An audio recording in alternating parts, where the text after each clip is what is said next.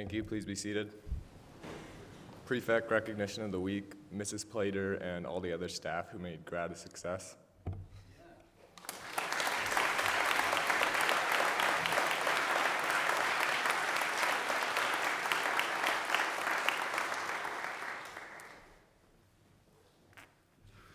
Good morning, everyone. I want to just begin by welcoming some special guests we have. We have some students from Peebles in Scotland. I suspect many of you have already met them, and they're sitting up in the honored position up in the loft, and they came especially this morning to hear us sing. So we're going to start by singing hymn number 12, Guide Me Thou Great Jehovah. And they want to hear us sing like we traditionally sing. So please stand, hymn number 12.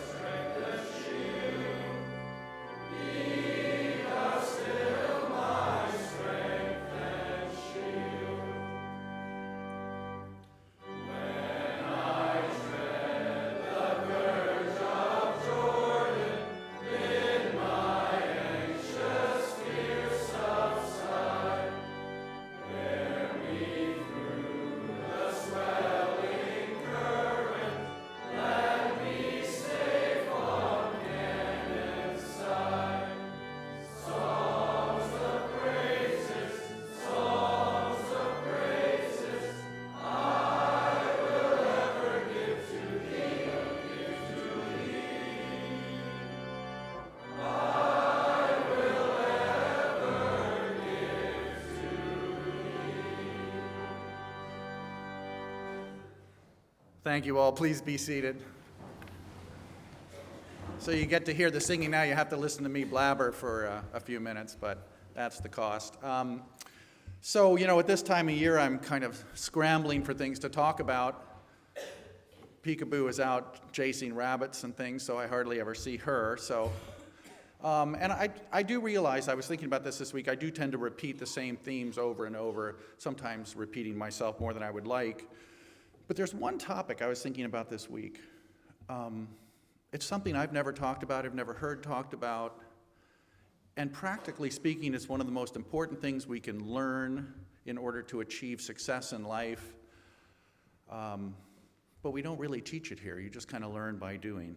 And what I'm talking about is the handshake. So I wanted to talk about the handshake for a few minutes this morning. Of course, I'm not talking about, I'm talking about the conventional handshake, rather than the slap or the knuckle bump or the high five, the fake out, the great variety of finger wiggling and snapping and all the digital acrobatics that have become so popular over the years.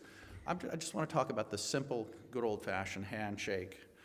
And if you're surprised that I say that it's so important, maybe it's because it seems like such a simple thing. It seems like a pretty easy thing to do. You reach out, you grab the person's hand, you pump it a few times and let it go, and that's about it. And that's right. That is kind of all that's required of the handshake, but that doesn't make it any less important, because people do judge us by our handshake. It's a significant part of making a good first impression. So there is certain etiquette, there's certain agreed etiquette to be followed to make a kind of impressive handshake on a first meeting with somebody. So now I want you to stand up and just naturally shake hands with the person or one of the people around you. Just please stand up. Just, there you go. Okay.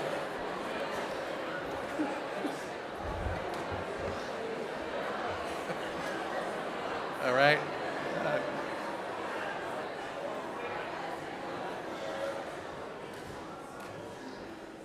So it's interesting. So when I ask you to shake hands with people, you kind of, everyone seemed to do the traditional handshake rather than one of the, the knuckle bumps.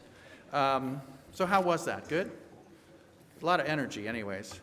So believe it or not, there are people who analyze different handshake styles and find significant meaning in them. Do you know about this? Handshake experts, handshake scholars. So see if you recognize yourself in any of these now that you've had a chance to practice. So palm vertical is the standard handshake. Palm vertical to the ground, extending your arm forward as though you were sawing a piece of wood. And that handshake apparently sends the message, I'm here for you. We're meeting as equals. But then there's the tilting your hand slightly up so that your palm is pointing to the sky, and this is said to be subtle body language that I'm here to help, kind of a helping gesture, which makes sense. Palm totally up is a less subtle message, I'm here to serve. But then there's the palm down. What do you think that is? That's the authoritative person. You are in charge, in authority. You are here to take the lead, to take care of things, to get the job done. Does anybody shake their hands like that? Not too many. No. And then there's the hand in hand, in which the greeter will offer a hand palm up before shaking it, and then the second hand kind of sandwiches yours. Have you had that where people kind of sandwich your hand in their two hands? So this is supposed to show empathy and concern and care, but it's also, the experts say, kind of an intimate gesture, and that it should be used sparingly and only in appropriate situations. You think of politicians or morticians, people like that, love the hand-in-hand shake. So I'm not sure there's anything in this handshaking kind of lore. What's the most important thing about a handshake? Good handshake? Well, that I'm coming to, yeah, the looking in the eye. The most important thing is that it's sincere, right? And as Mr. Lane says, one of the ways to ensure or kind of express that sincerity is to look the person right in the eye as you're shaking their hand. Nothing really conveys kind of self-confidence and sincerity and camaraderie more than that. Of course, this is a culturally conditioned thing, isn't it? In some cultures, if you look someone straight in the eye, you can be kind of, that can be interpreted as rudeness or even as being threatening. So we have to be aware of that. The pressure applied in a handshake is relative, of course, to the shakee. So I remember early in my career as a priest visiting an old folks' home, and I was full of energy, and I grabbed an older woman's hand and gave it a good squeeze, and she just about jumped out of her skin and started screaming for one of the staff. So I have to confess I fled the building very quickly and learned my lesson after that. So in North America, a firm handshake, looking someone directly in the eye, is appropriate in most situations. Just take care of when you shake the hand of a person over a certain age, not to squeeze too hard.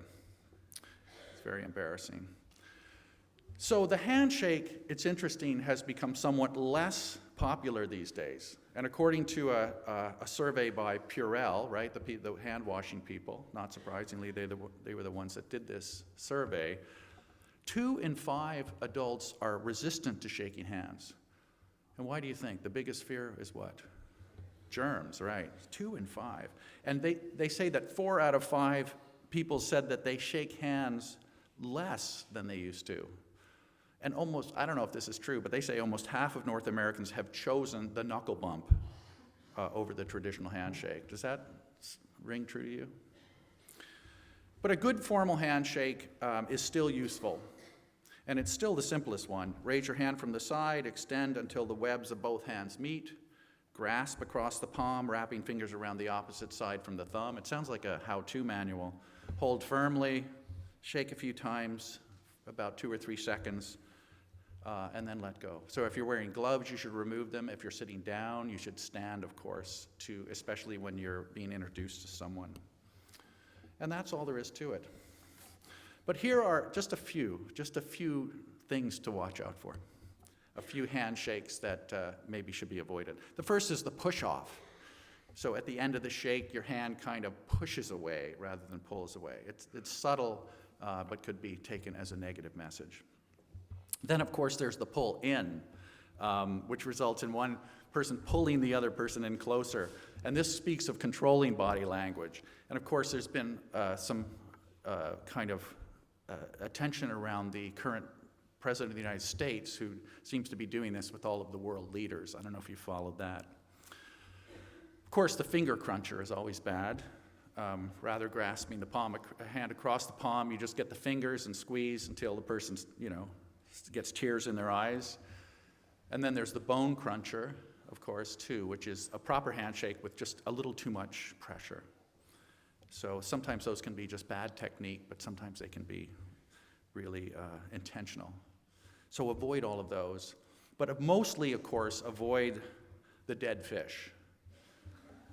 Always avoid the dead fish. This is a cold, somewhat wet, unemotional shaking of the hand, this one. So that's always to be avoided. It's always very unpleasant to receive one of those. So a good handshake is easy to learn, but knowing how to shake hands upon the first meeting with someone can really take a lifetime to master, because it takes the ability to quickly read a situation or a person to know what the proper handshake is. Proper pressure, proper everything. So I recently ran into someone that I know only vaguely well, and in a 3-minute conversation, he shook my hand 4 times. Way too many. And I know some people would disagree with that. I know Lachlan Steverlink is saying, 4 handshakes, 3 minutes? That's about right. So, the handshake cannot and should not be avoided. There can be power in a handshake to form or renew or solidify relationships. It can convey friendship or empathy or congratulations. It can be a sign of remorse, kind of sympathy for someone who's had a loss, or it can be a way of showing forgiveness or asking forgiveness. It can seal a deal or a commitment. It can be a way of letting someone know that you're glad to meet them, or just that you're happy to be with them. So handshakes are very useful and powerful tools, and very kind of, you can do a lot of different things with a handshake. So shake well. You've learned or are learning the basics from some really experts here at Shawnigan. Your handshake does tell others a lot about you. It's your way of kind of extending yourself literally out to other people. It's like a physical signature in a way. And it's a way of saying, here I am. So it deserves some attention and care. So just some thoughts about handshakes. And Lachlan actually has offered to demonstrate, the finer points of handshaking as you leave the chapel this morning. So I want to thank him for that. So that's it for today. I'm going to ask that we sing, just before you stand up, to sing Callan Lamb. But I want to suggest that maybe we would sing this morning for the people of Manchester. Part of the story of Manchester has been the kind of spirit that the people there have exhibited going through this really unthinkable tragedy.